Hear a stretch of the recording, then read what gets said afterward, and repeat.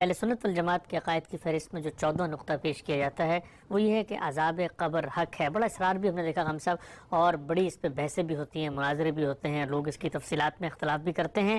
کہا جاتا ہے کہ بہت ہی بنیادی اور اہم نقطہ ہے، آپ اس کو مانیں گے تب آپ سنی کہلائیں گے۔ اس میں کیا شبہ ہے کہ یہ ان لوگوں کے ہاں تو اسی طرح پیش کیا جاتا ہے، لیکن عذاب قبر کے بارے میں کیا بحث کی گنجائش نہیں ہے؟ اگر آپ غور کریں تو جو لوگ اس پر بحث کرتے ہیں وہ اس زاویے سے بحث شروع کر دیتے ہیں کہ اللہ تعالیٰ نے قرآن مجید میں یہ بتایا ہے کہ میں تمہیں اپنے سامنے کھڑا کروں گا، تم حشر کے میدان میں اٹھو گے، وہاں تمہارے اعمال نامے تمہارے ہاتھ میں دیے جائیں گے، میزان لگائی جائے گی، ہر شخص کا فیصلہ ہوگا۔ تو وہ یہ کہتے ہیں کہ جب نہ میزان لگی، نہ حشر کا میدان برپا ہوا، نہ میرے ہاتھ میں میرا نامہ اعمال پکڑایا گیا، تو عذاب کیسے شروع ہو جائے گا؟ یہ ایک سوال کرتے ہیں نا۔ تو اب دیکھیے کہ اس کے جواب میں یہ ہو سکتا ہے کہ آپ جو تقریر کریں اس پر دوسرا آدمی مطمئن نہ ہو۔ ٹھیک، مجھے دیکھ لیجئے، یعنی میں نے اس سارے معاملے میں اپنا زاویہ نظر ابھی حال میں بیان کیا ہے، ان تمام روایتوں پر کام کر کے بتایا ہے کہ ان میں وہی بات بیان ہوئی ہے۔ وہ زاویہ نظر مختصر الفاظ میں کیا ہے؟ وہ یہ ہے کہ اللہ تعالیٰ کی جو جزا و سزا ہے یہ دنیا میں بھی ہوئی ہے اور یہ قیامت میں بھی ہوگی۔ قیامت میں جزا و سزا سب کے لیے ہے، لیکن اللہ تعالیٰ جن قوموں کی طرف اپنے رسول بھیجتے ہیں ان کے لیے دنیا ہی میں جزا و سزا کا ایک قانون ہے۔ جزا و سزا کا یہ قانون ان قوموں کے لیے بھی ہے، اور اللہ تعالیٰ جن کو اپنے کسی مشن کے لیے منتخب کر لیتے ہیں ان کے لیے بھی ہے۔ چنانچہ پیغمبروں کے بارے میں بھی یہ قانون قرآن میں بیان ہوا ہے، اور ذریت ابراہیم کے بارے میں بھی بیان ہوا ہے کہ انہیں ان کے بعض جرائم کی سزا دنیا ہی میں دے دی جاتی ہے۔ تو جن کے لیے دنیا میں سزا ہے ان کی سزا یہاں سے شروع ہو جائے گی، ٹھیک، ان کا معاملہ یہیں فیصل ہو گیا۔ جب یہ معلوم ہو گیا کہ ان کے لیے اب کسی حساب و کتاب کی ضرورت نہیں ہے، تو اگر ان کے لیے اللہ تعالیٰ نے قرآن مجید میں یہ بیان کیا کہ ان کا ٹھکانہ انہیں صبح و شام دکھایا جاتا ہے، تو اس میں کوئی چیز اصول کے خلاف نہیں ہے۔ تو گویا دو بالکل الگ الگ کیٹیگریز بن گئیں، یعنی ایک وہ لوگ جن کے لیے دنیا میں عذاب کا فیصلہ ہو گیا ہے، ان کے لیے اگر یہ عذاب موت کے بعد بھی کسی صورت میں جاری رہتا ہے تو کوئی معنی نہیں ہے، اور بہت بڑی تعداد میں وہ لوگ کہ جن کا معاملہ قیامت پہ معلق ہے، وہ اٹھیں گے۔ جب اٹھیں گے تو اس وقت ان کے بارے میں اچھا یا برا جو فیصلہ ہونا ہے وہ ہو جائے گا۔ تو ظاہر ہے کہ یہ بالکل الگ الگ تقسیم ہو گئی۔ تو میں نے اس کو باقاعدہ ترتیب دے کر بیان کیا ہے، اور بہت سے موقعوں پر بیان کیا ہے کہ اگر آپ غور کریں تو سورہ توبہ میں یہی تصویر ہمارے سامنے رکھی گئی ہے۔ یعنی ایک طرف وہ لوگ ہیں کہ جن کا اللہ تعالیٰ کے دین کی طرف سبقت کرنا مسلم ہے، انہوں نے اللہ کے دین کو سنا، پیغمبر کی بات سنی، وہ لپ کے انہوں نے اس کو قبول کیا، اپنا سب کچھ اس کی نظر کر دیا۔ اس کی ایک بڑی نمایاں مثال شہداء ہیں۔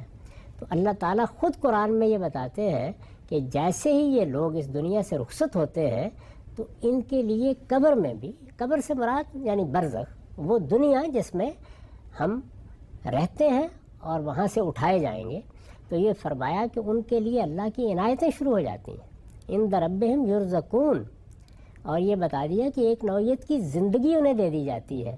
تو یہ کہاں ہو رہا ہے؟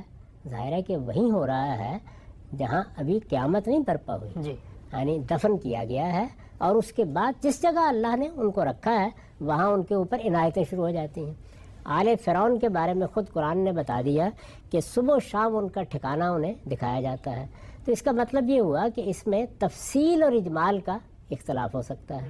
تو ایک طرف وہ لوگ کہ جو اسی دنیا میں اس انجام کو پہنچ گئے جو فرعون کا انجام ہوا، ابو جہل کا انجام ہوا، دوسری طرف وہ لوگ کہ جن کو اللہ تعالیٰ نے یہ سعادت بخشی کہ وہ صدیق و فاروق ہو گئے۔ تو دونوں کا بتا دیا کہ دنیا میں بھی ان کے لیے سرفرازی کے فیصلے ہوئے، دنیا بھی نعمتیں ان کو دی گئی، اور وہ مرنے کے بعد بھی جاری رہیں گی، یا اگر عذاب کے مستحق ہوئے تو وہ عذاب ایک نوعیت سے مرنے کے بعد بھی جاری رہے گا، پھر انہیں اٹھایا جائے گا اور پھر وہ الی اشد العذاب قرآن کے الفاظ میں روانہ کر دیے جائیں گے۔ یہ دو کیٹیگریز ہو گئی یا دو اصناف ہو گئی، اور تیسری بالکل واضح ہے، وہ ہم سب لوگ جنہوں نے نیکی بھی کی ہے، برائی بھی کی ہے، ایمان رہا ہے لیکن اس کے باوجود غلطیاں کی ہیں، وہ جس کو قرآن مجید کہتا ہے نا خلطوا عملا صالحا و آخر سیئا، اس طرح کی صورتحال ہے۔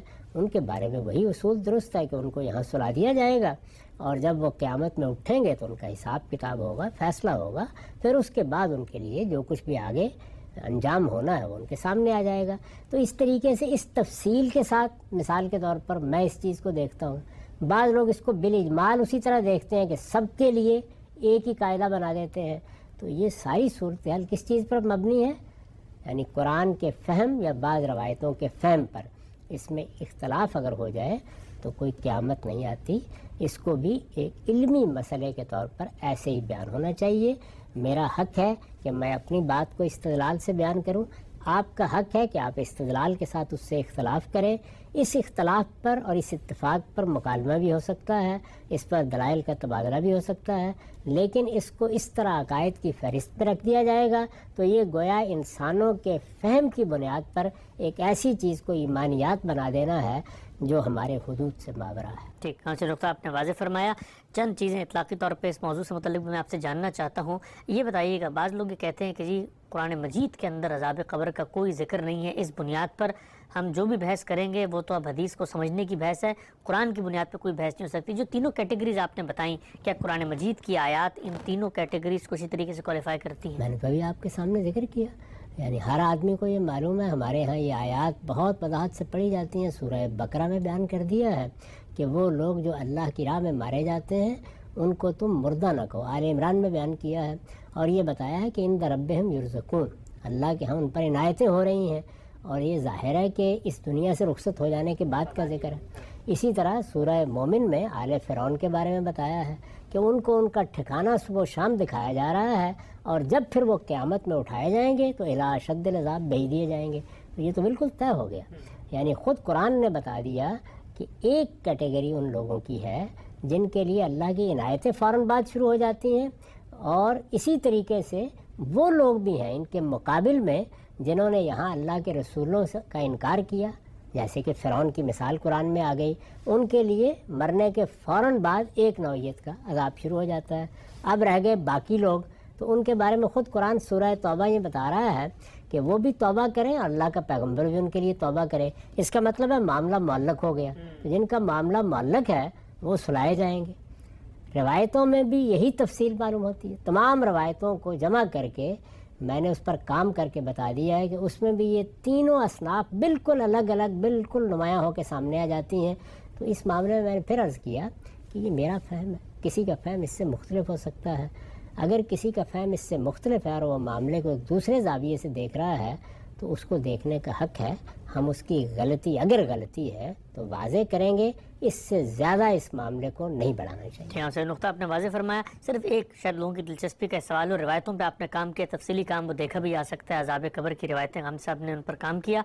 ایک چیز جو عام طور پہ اسی عذاب قبر کی تمہید کے طور پہ بیان کی جاتی ہے وہ یہ کہ قبر میں جب بندہ جائے گا تو اس سے کچھ سوال ہوں گے کہ تمہارا رب کون تھا، تمہارا دین کیا ہے، اور پیغمبر کے بارے میں۔ تو جب آپ نے روایتوں پہ کام کیا تو وہاں پر یہ تفصیلات بھی سامنے آتی ہیں، ان کی کیا حقیقت ہے؟ میں نے اس میں بتا دیا ہے کہ یہ سوال ان لوگوں سے کیا جائے گا جن کی طرف پیغمبروں کی براہ راست بعثت ہوئی، اور پیغمبر کو ماننا نہ ماننا ہی گویا ان کے لیے بنیاد بن گیا۔ اچھا، یہ صراحت ہے روایتوں میں؟ یہ بالکل پوری طرح واضح ہو جاتا ہے، اس کے میں نے دلائل بیان کر دیے ہیں، ان روایتوں کی شرح کر دی ہے، وہ شائع ہو چکی ہے، اس کو دیکھا جا سکتا ہے۔ لیکن پھر عرض کر دوں کہ کوئی دوسرا آدمی اس معاملے میں مجھ سے مختلف زاویہ نظر رکھ سکتا ہے۔ میں تو یہ گزارش کر رہا ہوں کہ یہ چیز عقائد کی چیز نہیں ہے، علمی لحاظ سے اس میں اختلاف ہو سکتا ہے۔ تو اب اگر آپ غور کر کے دیکھیں تو بہت سے لوگ ہیں جو تعمیم میں کہتے ہیں کہ ہر ایک کے لیے کچھ نہ کچھ عذاب و ثواب ہے۔ اچھا، اسی طریقے سے میں نے اپنا نقطہ نظر بیان کر دیا کہ نہیں، اس میں تین الگ الگ اصناف ہیں، اور تینوں کے ساتھ اللہ تعالیٰ کا معاملہ ایک دوسرے سے مختلف ہے، اور یہ بتا دیا کہ یہ عذاب ان کے لیے ہے جن کے لیے دنیا میں عذاب کا فیصلہ ہو گیا، اور یہ ثواب ان کے لیے ہے جن کے لیے دنیا میں ثواب کا فیصلہ ہو گیا، اور اس کے اصول، اس کے قاعدے خود قرآن مجید نے بیان کر دیے ہیں۔ اسی طریقے سے کوئی دوسرا شخص اس ساری بات سے اختلاف کر کے ایک تیسری رائے قائم کر لیتا ہے۔ تو میں صرف یہ گزارش کر رہا ہوں کہ ایسی چیزوں کو باہمی مناظروں کا موضوع بنانا، ان کی بنیاد پر کسی کی تکفیر کرنا، ان کی بنیاد پر کسی کو فاسق قرار دینا، اصل خرابی وہاں پیدا ہوتی ہے۔ یہ پوری مسلمان امت ہے، یہ رسالت مآب صلی اللہ علیہ وسلم کی امت ہے، اس لیے بار بار یہ توجہ دلائی جا رہی ہے کہ اس امت میں جو لوگ بھی شامل ہیں ان کے لیے ایمانیات وہی ہیں جو اللہ کے پیغمبر نے بیان کر دیں، جو قرآن مجید نے بیان کر دیں۔ یہ سوال آخر رسالت میں آپ صلی اللہ علیہ وسلم کے سامنے جبریل نے آ کے رکھا کہ ایمان کیا ہے، کیوں رکھا؟ اسی لیے رکھا تاکہ وہی ایمانیات ہمیشہ رہیں، اس میں ہم اپنی تحقیقات کو اس طریقے سے شامل نہ کریں۔ تو یہ علمی تحقیقی چیزیں ہیں، ان میں اختلافات بھی ہوتے ہیں، اتفاقات بھی ہوتے ہیں، ان کو کسی خاص مدرسہ فکر کے عقائد بنا کے پیش کرنے کے نتیجے میں آپ ظاہر ہے کہ پھر امت محمد صلی اللہ علیہ وسلم کو 2 یا 3 یا 4 یا 5 حصوں میں بانٹ دیں گے۔ نہیں، یہ پوری امت محمد الرسول اللہ کی امت ہے، یہ سب لوگ مسلمان ہیں۔ جو لوگ بھی اپنے آپ کو مسلمان کہتے ہیں، نہ میرا حق ہے نہ آپ کا حق ہے کہ ہم اس کو چیلنج کریں۔ ہاں، ان کے فہم کی غلطی اگر ہم کسی معاملے میں محسوس کرتے ہیں تو اسے ضرور بیان کریں گے، اس کی تفصیل بھی کریں گے اور ان کے سامنے اپنا نقطہ نظر دلائل کے ساتھ رکھیں بھی۔ اے کاش لوگ اس اصول کو اختیار کر لیں کہ یہ مسلمان امت ہے جس کے ساتھ ہمارا مکالمہ ہو رہا ہے۔